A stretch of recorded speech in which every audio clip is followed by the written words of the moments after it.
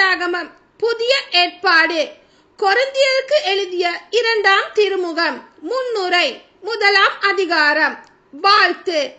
Corinth நகரில் உள்ள கடவுளின் திருச்சபைக்கும் அக்காயா மாநிலம் முழுவதிலும் வாழும் இறை மக்கள் அனைவருக்கும் கடவுளின் திருவுள்ளத்தால் கிறிஸ்து இயேசுவின் திரு தூதனாய் இருக்கும் பவுலும் சகோதரராகிய தீமோத்தியும் எழுதுவது. நம் தந்தையாம் கடவுளிடமிருந்தும் ஆண்டவர் இயேசு கிறிஸ்துவினிடமிருந்தும் உங்களுக்கு அருளும் அமைதியும் உரித்தாகுக. கடவுளுக்கு நன்றி கூறுதல். நம் ஆண்டவர் இயேசு கிறிஸ்துவின் தந்தை இரக்கம் நிறைந்த கடவுள். அவரே ஆறுதல் அனைத்துக்கும் ஊற்று. அவரை போற்றுவோம்.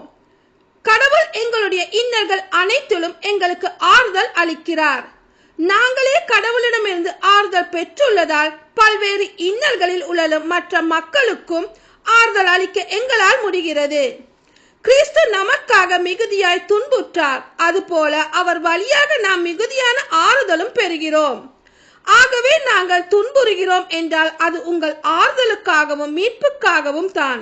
நாங்கள் ஆறுதல் பெறுகிறோம் என்றால் அது உங்கள் ஆறுதலுக்காகவே. நாங்கள் துன்பங்களை பொறுத்து கொள்வதைப் போல நீங்களும் உங்கள் துன்பங்களை தாராள மனதுடன் பொறுத்து கொள்வதற்கு இந்த ஆறுதல் ஆற்றல் அளிக்கிறது. நீங்கள் எங்கள் துன்பத்தில் பங்கெடுத்தது போல் எங்களுடைய ஆறுதலிலும் பங்கு பெறுவீர்கள் என்பது எங்களுக்கு தெரியும். நீங்கள் இவ்வாறு செய்வீர்கள் என உறுதியாக எதிர்நோக்கி இருக்கிறோம். சகோதர சகோதரிகளே, ஆசியாவில் எங்களுக்கு நேரிட்ட இன்னல்களை பற்றி நீங்கள் அறிந்திருக்க வேண்டும் என நாங்கள் விரும்புகிறோம். அவை எங்களை அளவுக்கு மிஞ்சி வாட்டின. எங்களால் தாங்க முடியாத சுமையாக மாறின. இனி பிழைப்போம் என்னும் நம்பிக்கையே இல்லாமல் போயிற்று. எங்களுக்கு மரண தண்டனையை விதிக்கப்பட்டது போன்ற உணர்வு ஏற்பட்டது. நாங்கள் எங்களால் அல்ல, இறந்தோரை உயிர்த்தெழச் செய்யும் கடவுளையே நம்பி இருக்க வேண்டும் என்பதற்காகவே இவ்வாறு நிகழ்ந்தது.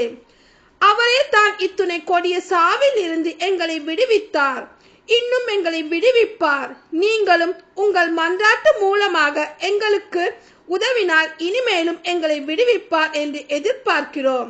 இவ்வாறு பலர் எங்களுக்காக மன்றாடி இந்த அருளுக்காக எங்கள் சார்பில் கடவுளுக்கு நன்றி செலுத்துவர். பவுலின் பயண திட்டத்தை மாற்றியது குறித்து விளக்கம். மக்களிடையே, குறிப்பாக உங்களிடையே மனிதன் ஞானத்தின்படி நடவாமல் கடவுளின் அருளை சார்ந்த அவர் தரும் நேர்மையோடும் நாணயத்தோடும் நடந்து வந்தோம் என எங்கள் மனசான்றி உறுதியாக சொல்லுகிறது. இதுவே எங்களுக்கு பெருமை. நாங்கள் உங்களுக்கு எழுதும் திருமுகங்களில் நீங்கள் வாசித்து புரிந்து கொள்ள முடியாதது எதுவும் இல்லை. இப்போது நீங்கள் எங்களை ஓரளவுக்கு தான் புரிந்து கொண்டிருக்கிறீர்கள். ஆனால் நம் ஆண்டவர் இயேசு வரும் நாளில் நீங்கள் எங்களை முழுமையாக புரிந்து கொள்வீர்கள் என்னும் எதிர்நோக்குடன் இருக்கிறேன். அப்போது நாங்கள் உங்களை குறித்து பெருமை கொள்வது போன்று நீங்களும் எங்களை குறித்து பெருமை கொள்வீர்கள். இந்த உறுதியான நம்பிக்கையில் தான் நான் முதலில் உங்களிடம் வர திட்டமிட்டேன். அப்போது நீங்களும் என்னை இருமுறை சந்திக்கும் பேற்றை பெற்றிருப்பீர்கள். மசிதோனியாவுக்கு போகும் வழியிலும் அங்கிருந்து திரும்பி வரும் வழியிலும் நான் உங்களை சந்தித்திருப்பேன். நீங்களும் என்னை யூதேயாவுக்கு வழி அனுப்பி வைத்திருப்பீர்கள். இப்படி திட்டமிட்ட பிறகு நான் பொறுப்பற்ற முறையில் அதை மாற்றிவிட்டேன் என நினைக்கிறீர்களா? அல்லது உள் நோக்கத்தோடு திட்டமிடுகிறேன் என்று நினைக்கிறீர்களா? ஒரே நேரத்தில் ஆம் என்றும் இல்லை என்றும் சொல்லுபவன் நான் என்று நினைக்கிறீர்களா? நான் ஒரே நேரத்தில் ஆம் என்றும் இல்லை என்றும் உங்களிடம் பேசுவதில்லை.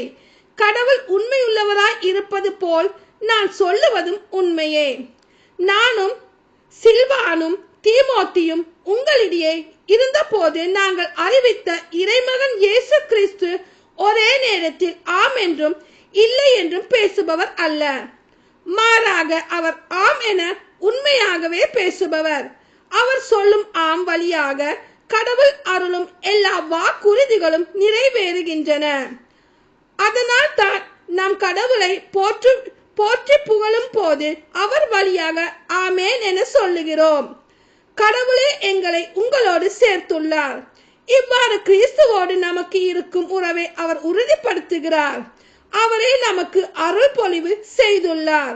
அவரே நம் மீட்பை உறுதிப்படுத்தும் அடையாளமாகவும் தூய ஆவியை நம் உள்ளத்தில் பொழிந்து நம் மீது தம் முத்திரையை பதித்தார். என் உயிரின் மேல் ஆணையாக சொல்லுகிறேன்.